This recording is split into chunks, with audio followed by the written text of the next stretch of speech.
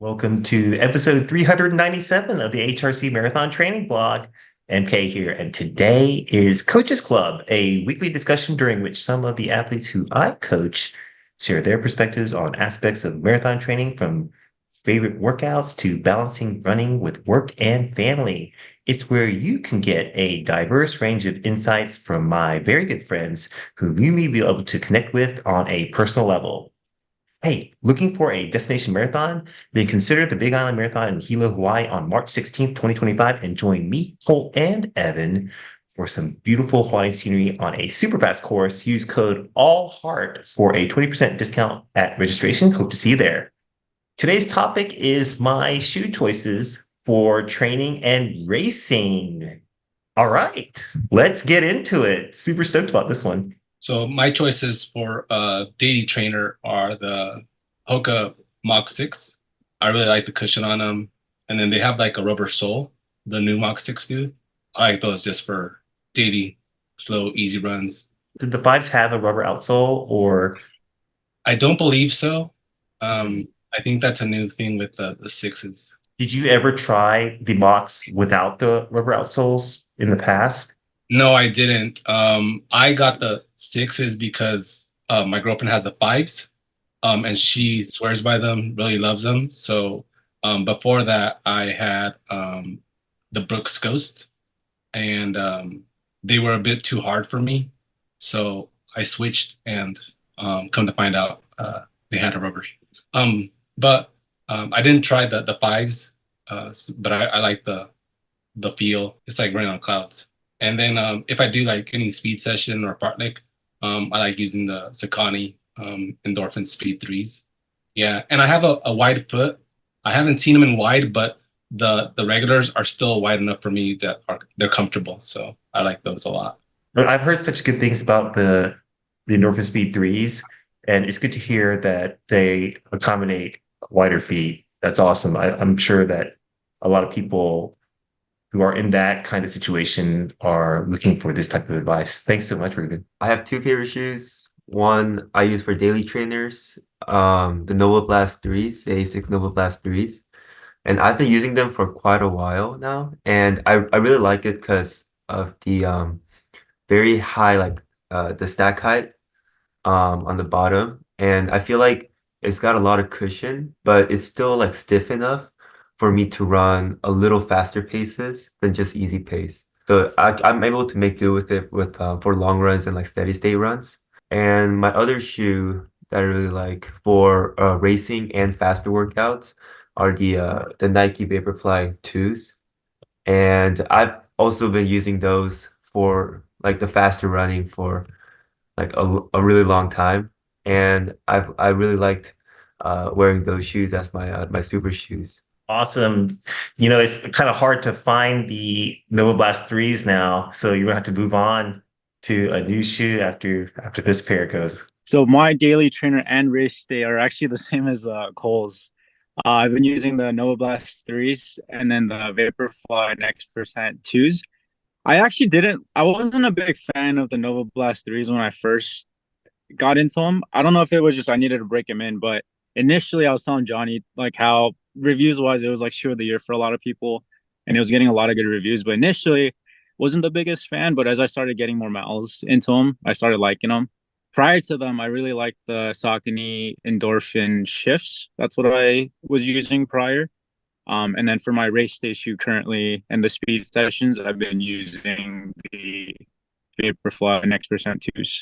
So I think it's good news for both Cole and David that both of those shoes, the next version of them are similar iterations. So the next version of the Nova Blast, the version 4 is really similar to version 3.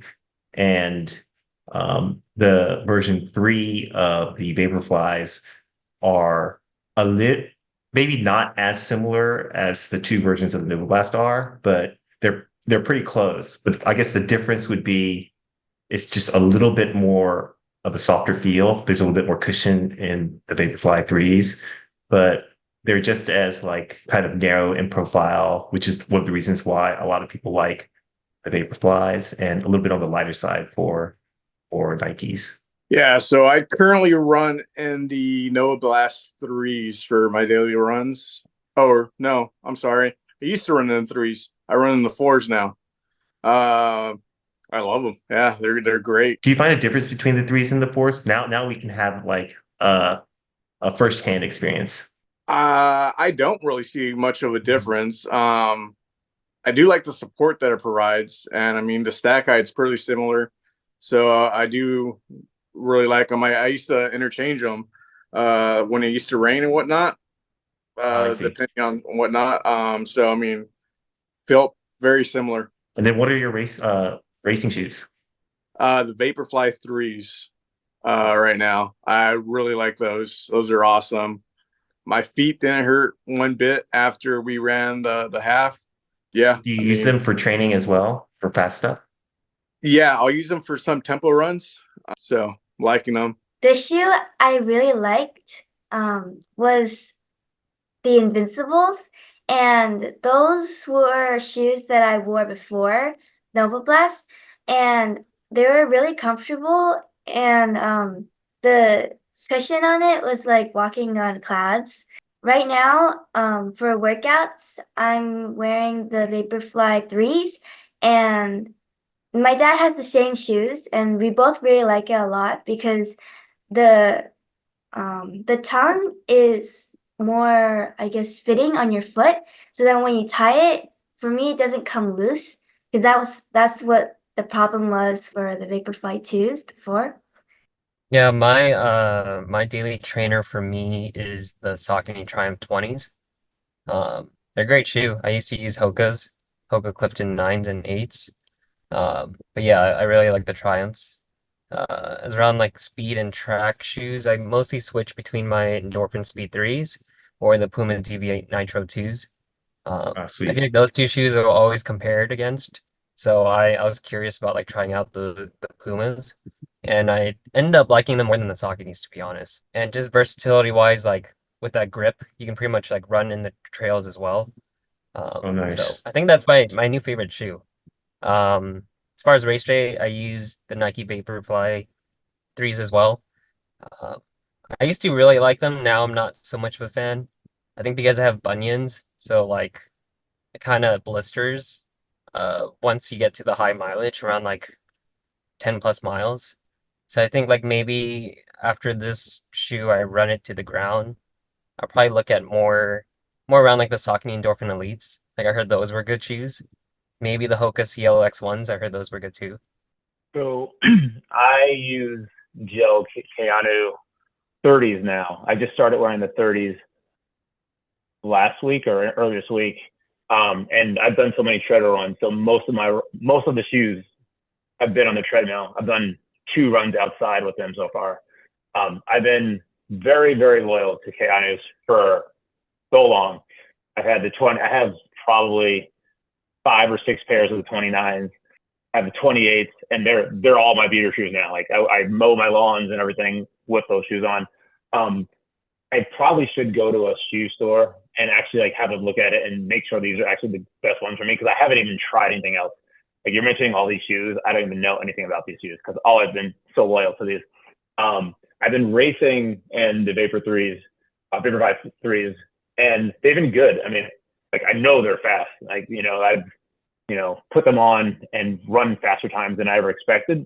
And I usually don't use the Vaporflies for anything other than racing. And I was pretty loyal to that. I was doing all my training and my Keanu's so that I could feel so much better race day. But I started incorporating the Vaporflies into some of these long runs where I have marathon miles. And I did an 18-miler this past weekend with them in. But my feet got really sweaty, and it was a super humid day, and I felt like I was splashing around them a little bit. And so maybe they weren't tied tight enough. But the longer I ran, the more when I would go around a turn, my feet were like moving in the shoes, and that made me feel a little weird. No. So I don't know if that's a thing that probably was always happening, never thought about it, or if it's like a new thing, maybe the shoes are getting older. So I am like all ears in terms of ideas for other racers that people have had success with, because Vaporflies have been good to me, but there may be something better that I might want to consider next rather than just sticking with the Nikes on those because I've been so loyal to ASICs. It's kind of weird to have the Nike racers and not have tried some of the ASICS super shoes. So, but yeah, both have been good so far. Yeah, the Kayanas are pretty old school. It's pretty old school. But yeah, I think the biggest difference between going with racing shoes from Nike versus going with racing shoes from Asics, especially the Meta series, is definitely going to be the weight and also the drop because Asics will be much lighter and will have less of a drop, and then Nike will be on the heavier side in the spectrum of racing shoes these days. Currently, Nike is now a little bit on the heavier side. So if you're looking for something a little bit on the lighter with a little bit less drop, then Asics is probably better. And then if you're looking for something with a little more cushion and a little more bouncier feel, then probably Nike is your choice. My daily trainers are Nova Blast 3s, and the shoes that I wear for workouts and races are Vaporfly 3s. In my opinion, I think the Nova Blast 3s are really good because they have so much cushion and I really like how they feel when they hit the ground. For the Vaporfly 3s in the beginning, I was a little worried because I used to get a lot of bruising on top of my feet because I tied my shoes a little too tight. And when I saw how thin the tongue was on the Vaporfly 3s, I was worried I would get a lot of bruising. But so far, it's been pretty good. And I feel a lot faster in them too, so that's good. The Vaporfly tongue is made out of plastic, so it's stiff enough that it distributes the pressure from the laces evenly over that patch of where that tongue is. So I really like that. I like that about all the Vaporflies. All the Vaporflies had kind of a plasticky square patch on the tongue where the shoelaces overlap it, and it provides a lot of protection. It's one of the reasons why I had so much trouble wearing Sauconys and I get bruising on the top of my feet. I'm scared of that as well and how I tie the shoes. But the Nikes are really good with regards to protecting the top of your feet for sure. I'm kind of like Johnny. I use a set of 3 shoes as well. One for easy days, one for workouts, and then one for racing. So I just to go backwards, and it's something. This is a problem that I have to resolve. But I've always been a fan of the Nike Alphafly version 1. I like that it's not a giant drop; it's pretty low drop, and then I like the feel of it, and I like how stable I feel, and the upper suits me really, really well. So I got enough pairs that now I'm down to my last pair of Alphafly ones. They can't be purchased anymore. Even Connor Mance has trouble finding Alphafly ones, and that's his favorite shoe. So I have to move on from them eventually. So like Colin, I'm considering switching to Asics just because the specs are so similar to the Alphafly ones. It has similar drop, like 40 mils in the back, and then just 5 mil drop in the front. So and then that's a similar spec that the Alphafly ones had, and the stability of the Asics Metaspeed Skies are actually a little bit better than the Alphafly version 1. So I think that's going to be my next shoe. But for now, until they're no longer race worthy, I'm going to keep wearing those Alphafly ones.